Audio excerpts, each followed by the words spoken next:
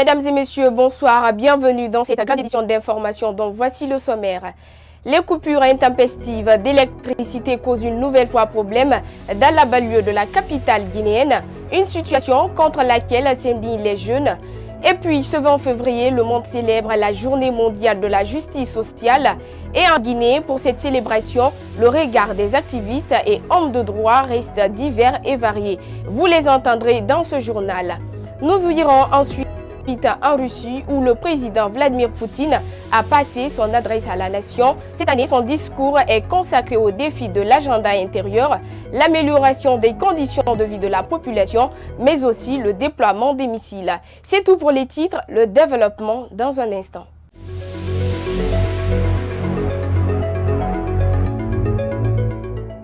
On ouvre ce journal par les délestages récurrents du courant électrique à Conakry qui provoquent la colère des citoyens. C'est le cas des jeunes de Nongo Moneya qui ont déversé leur colère au siège de l'agence EDG ce mardi nuit. Notre rédaction a fait le constat dans la matinée de ce mercredi. Suivez donc ce compte rendu signé Lansana Traoré. Très en colère, quelques jeunes du quartier Nongo sont venus s'attaquer à cette agence de l'EDG. Conséquence, les portes et fenêtres du bâtiment ont payé les frais. Raison invoquée par ces manifestants, le délestage récurrent que connaît ce quartier ces derniers temps. J'étais là, mais les gens qui se manifestaient quoi. Vous voyez, et on était de l'autre côté parce que nous, on est ici. Notre construction, ça se trouve ici. Vous voyez, donc on a vu les gens qui venaient avec les coups de cailloux quoi. Vous voyez. De casser ici. Parce que nous, à chaque fois, on a l'habitude de s'asseoir ici. Quoi. La scène ressemble à un film pour le chef du secteur où l'acte s'est produit. Il n'apprécie pas l'attitude des jeunes. Vraiment, la situation là, vraiment, c'est pas bon pour moi-même. C'est pas bon pour moi-même. La population de l'enfant qui a fait hier c'est pas bon. C'est pas bon, c'est pas recommandé du tout. Ah, c'est vrai. Le problème de quoi, c'est pas non seulement. Mais s'il y a des non-consommants, là d'accord, mais il n'y a pas de non-consommants. Toujours il y a de comment ça s'appelle, aujourd'hui à Kaporo, demain à Nongo-Tadi, aujourd'hui à Nongo-Centre. Voilà pourquoi. Pourquoi il est sorti pour faire des dégâts ici, c'est comme ça. Là. Mohamed Keita, venu payer sa facture, surpris par cet acte, exprime son indignation face au manque de courant. Il n'y a pas de courant, il n'y a rien. Donc les gens dans le quartier révoltent. À Lambaye jusqu'à Nongo, il y a courant. À Nongo jusqu'à Kaporo Tawa, il y a courant. Bon, Nongo, il n'y a pas courant. Pourquoi? Nous, on paye le facture. Ça, c'est un foutage. Plus loin, il interpelle les autorités à plus de responsabilités dans la fourniture de courant. On est venu payer le facture, il n'y a pas courant. Ça, c'est une foutage dans le pays. Maintenant, on a trop la malle maintenant avec EDG. Présents sur les lieux, les responsables de l'électricité de Guinée ont préféré garder le silence. Depuis le démarrage de l'opération de libération des occupants du site directionné de Koloma, la problématique inquiète bon nombre de citoyens qui vivent sur ces lieux. Des occupants des garpis restent confrontés aux difficultés d'obtention de logement, une situation qu'ils ont dénoncée à nouveau ce mercredi. Ahmed Silla nous signe ce reportage. Des maisons démolies, des hangars décoiffés et d'autres abris ne sont pas épargnés. C'est cela la nature que présente cette opération de déguerpissement. Dans ce quartier, les occupants ne semblent pas digérer cette action. Ils accusent l'État de n'avoir pas fait une bonne communication sur ces travaux. Au fait, c'est par rapport au délai, c'est trop court. Comment des familles qui vivent dans des maisons sont obligées de déguerpir du jour au lendemain comme ça, c'est pas bien. Donc il faut qu'ils revoient leur politique, qu'ils communiquent mieux avec la population. Oui, on a reçu des préavis, mais il fallait une campagne aussi. Il n'y a pas eu de campagne, c'est-à-dire par rapport à un mois comme ça, ils devaient faire des campagnes à la télé, à la radio, partout, pour nous prévenir qu'ils viennent. Mais ils n'ont rien fait de tout ça. Un bon matin, on se lève, on les voit. Comment on fait? C'est ça, je dis. Effectivement, nous sommes dans la zone de l'État. Mais, même si ça appartient à l'État, il y a des moyens pour toucher la population, pour que la population quitte. Pas du jour au lendemain comme ça, nous dit de quitter et puis bon, on fait comment? Et si d'autres n'ont pas d'autres lieux pour aller habiter, comment ils font? Ils dorment dehors? Même s'ils reconnaissent avoir occupé anarchiquement le domaine réservé de l'État, ils trouvent cette politique infondée et vide de contenu. Par un manque de préavis dignement établi, à cela s'ajoute la complicité avérée de certains cadres relevant du ministère de la Ville et l'aménagement du territoire. de les avoir encouragés à s'installer sur le lieu. Mais ce que je dirais à Alpha, vraiment, il fallait nous laisser ici, il nous a trouvés ici. Même si c'est un coin, on dit que c'est une zone réservée. Oui, c'est une zone réservée, mais on a fait des années ici. On n'a rien fait, il y a de ces coins qui sont gâtés ici, il n'y a personne là-bas. Il fait quoi ici? Il fallait nous laisser ici, vraiment.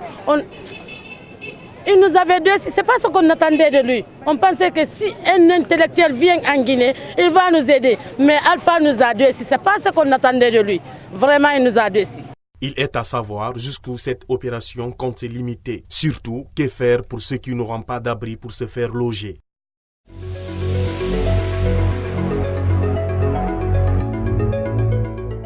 Dorénavant, les régions font partie des collectivités locales. C'est l'une des innovations d'ailleurs de la Constitution en date du 7 mai 2010, à en croire un juriste.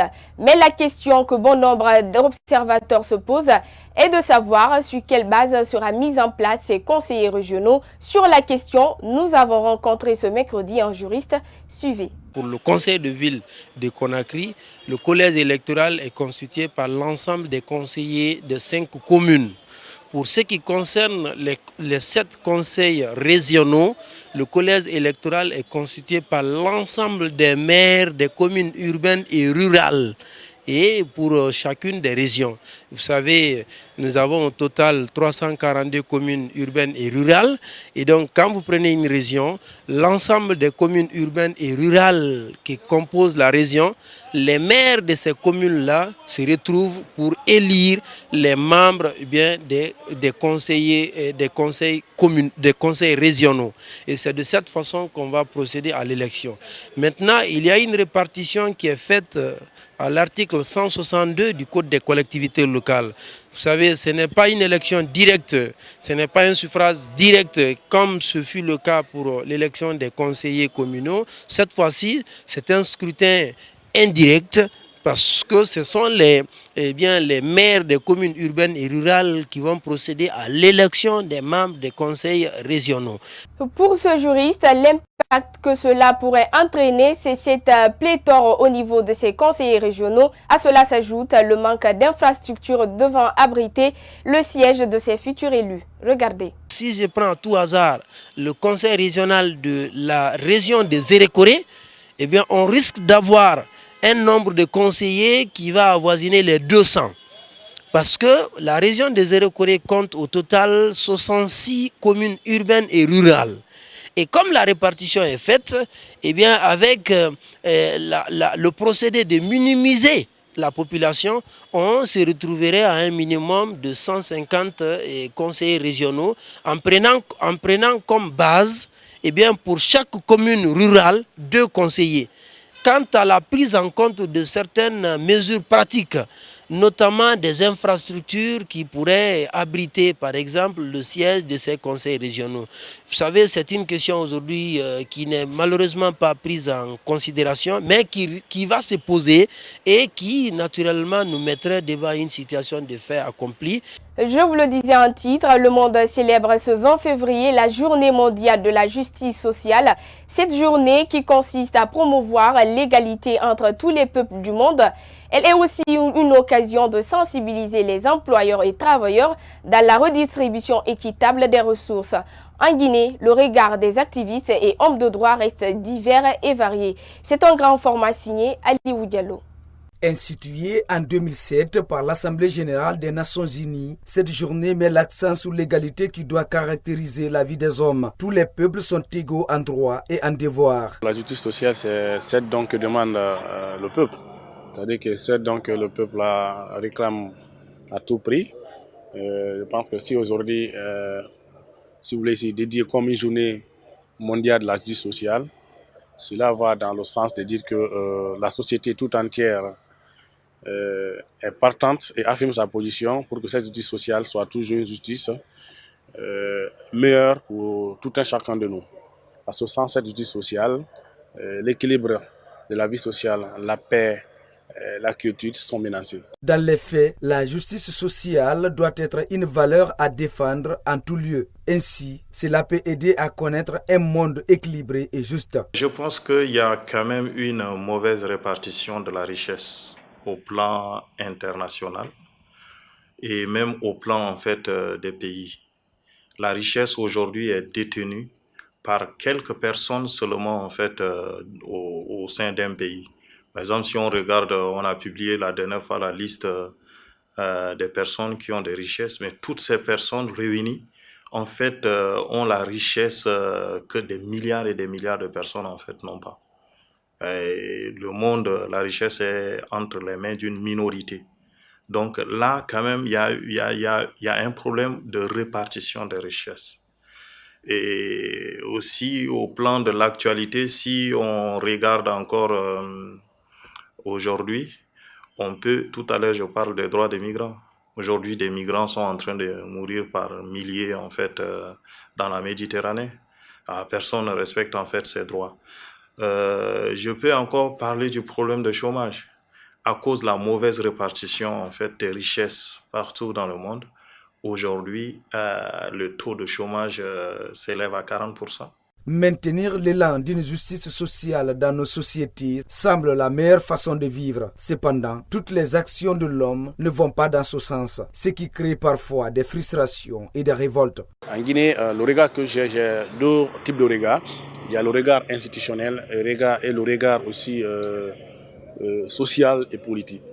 Le regard institutionnel, quand on prend notre justice, il y a beaucoup de choses que notre justice a encore à améliorer pour permettre aux citoyens d'avoir ce qu'on appelle ici une confiance aussi affirmante, mais aussi une confiance aussi engagée, déterminante, pour les permettre d'aller vers cette justice-là, raison laquelle elle doit être améliorée et elle doit être aussi au service du peuple, au service de la société. Le regard politique que j'ai, la justice sociale en Guinée, est que elle n'est pas, elle est trop instrumentalisée sur le plan politique. Elle est aussi trop, ce qu'on appelle si flexible vis-à-vis de ceux-là qui doivent la rendre forte. Parce que le peuple ne peut seulement que s'accommoder à les décisions prises par les dirigeants au niveau de la justice. Le cas précis de la Guinée en termes de justice sociale, l'espoir est maigre chez bon nombre de personnes. Vu les réalités du pays, tout porte à croire que le parcours est encore long. Je peux vous dire que j'ai le constat que ça n'évolue pas à ma convenance, parce que la Guinée dispose d'un important arsenal juridique qui devrait lui permettre de se singulariser en matière de respect des droits de l'homme. C'est une situation qui devrait aujourd'hui ramener notre pays dans le rang des États qui sont des bons élèves en matière de démocratie. Mais malheureusement, le constat, encore une fois, il est très amer. Ce n'est pas parce que nous n'avons pas de textes, ce n'est pas parce que les institutions ne sont pas juridiquement consacrées, c'est parce que simplement nous n'avons pas les hommes pour les incarner, pour vraiment assurer la justice dans sa réalité. Pour obtenir des résultats satisfaisants, les acteurs sont unanimes. Quand je prends un exemple des matières premières, les gens en fait qui détiennent les matières premières, par exemple, c'est la plupart des pays en Afrique. Or, ils ne peuvent pas eux-mêmes fixer le prix de cette matière première.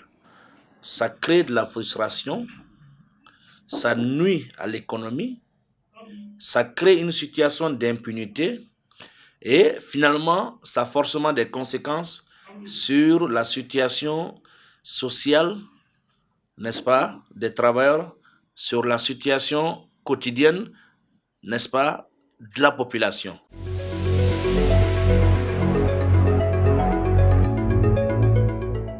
Âgé de 23 ans, Mamadou Aliou Diallo est un peintre, dessinateur. Ce génie de l'art plastique modèle toutes sortes de figures qu'il représente sur notamment des tableaux, une œuvre à travers laquelle il parvient à subvenir à ses besoins. Oumar Sow est allé à sa rencontre. Suivez. Arrêté sur une table au bas de laquelle se trouvent ses outils et matériels de travail, Mamadou Aliou Diallo, pinceau en main, représente sur un mur à base de contreplaqué des objets ou encore des portraits de personnes. Tu peux voir des dessins comme l'horizon, tu peux voir des personnes faire portraits. Je dessine ici des paysages, des multicolores, des designs de Che Guevara, ainsi de suite. Un travail artistique qui demande de la matière. Je travaille avec les matériels, les peintures à huile et du pétrole, avec mes pinceaux et le savoir qui est là. Rien qu'en faisant le tour de cette cabane érigée à la plage, le constat laisse voir les représentations des œuvres faites par ce jeune peintre. Un boulot qui lui permet d'entretenir sa famille. Ce que je gagne, c'est pas beaucoup, mais le peu que je gagne, Dieu merci, je nourris ma famille avec, je fais tous mes besoins. Et puis, grâce à mes travaux aussi, j'arrive à faire ma musique. Sourire aux lèvres, cet artiste dessinateur dit avoir appris ce travail durant des années à Ratoma auprès de son formateur. C'est beaucoup de formations, 2004 jusqu'à 2019, c'est pas 3 jours ou 10 jours. C'est beaucoup de formations, l'homme a beaucoup appris là-bas. L'homme s'est beaucoup soumis. Cependant, il reste confronté aux difficultés d'obtention de certains matériels qui entrent dans le cadre de son travail. J'ai besoin des toiles, des cadres pour faire des tableaux à vendre. Vous voyez, j'ai besoin d'un atelier là où je peux exposer mes tableaux, puis faire un boulot cool. Vous voyez, actuellement avoir une location, c'est pas facile. Si tu n'as pas quelqu'un qui va te booster, si tu n'as pas des millions, tu ne vas pas gagner. Dans le souci de vendre ses œuvres, Mamadou Aliou Diallo participe le plus souvent aux expositions des œuvres artistiques. Mais toutefois, il fait face à certaines situations qui demandent des relations. Des fois, au centre culturel, des fois, j'assiste des amis, mais pour assister là-bas, il faut une demande. Il faut une demande d'avoir aussi quelqu'un qui va t'aider pour mieux faire vendre ton image là-bas. Issu d'une famille pauvre, ce jeune artiste peintre n'a pas pu poursuivre ses études pour des raisons qu'il explique. À l'école là où j'étudiais, souvent quand les amis étudiaient, faisaient ses devoirs, écrivaient, moi j'étais dans d'autres classes en train de dessiner des croquis, des appareils, vous voyez. C'est à mon retour, je prête les amis, ces cahiers, et puis je recopie mes devoirs. Un exemple à suivre pour dire qu'il n'y a pas de sot métier.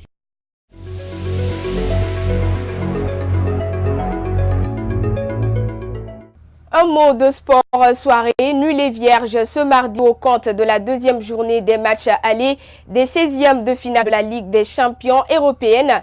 Lyonnais et Catalans se séparent sur un score nul et vierge au Parc olympique. Même score à Anfield lors du choc des extrêmes entre Liverpool FC et les Bavarois. Abdoulaye Momo Fofana nous fait le point. La deuxième journée des matchs allés des 8e de finale de la Ligue des champions européens se sont poursuivis ce mardi sur les différents stades européens. Au Parc olympique, Lyon a réussi le FC Barcelone, amené par un Lionel Messi en dessous de sa forme habituelle, et l'attaquant uruguayen Luis Suarez, toujours discret en Coupe d'Europe. Les Catalans n'ont pu faire mieux comme match nul fermé. À Anfield, le monde du football s'est donné rendez-vous pour le match le plus attendu de la journée. Les Reds de Liverpool étaient opposés au Bayern de Munich. Après une domination totale des Anglais, ils vont buter sur une très bonne défense bavaroise. Un joueur a retenu l'attention de tout le monde. Arrivé l'été dernier en provenance du RB Leipzig, avec un montant estimé à plus de 62 millions d'euros, plus 18 millions de bonus, Naby Keita était l'un des joueurs le plus attendus dans ce match. L'international guinéen a réalisé une performance de très haut niveau. Titulaire et auteur de 75 minutes de jeu, Keita a terminé cette rencontre sur une très bonne note. 100% de dribbles réussis, 78% de passes réussies et 5 duels gagnés. Les matchs retour sont prévus le 8 mars prochain.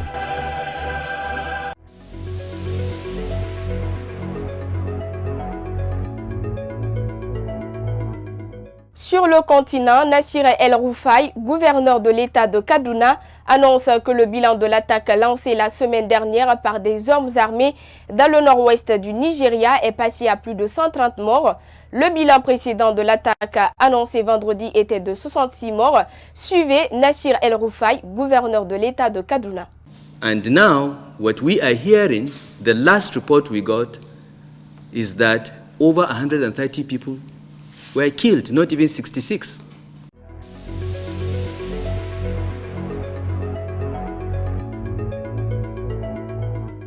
Ailleurs dans le monde, comme annoncé dans les titres, le président russe a livré ce mercredi 20 février à Gostny Dvor, à 2 pas du Kremlin, son adresse annuelle au Parlement, évoquant la politique nationale et étrangère de la Russie.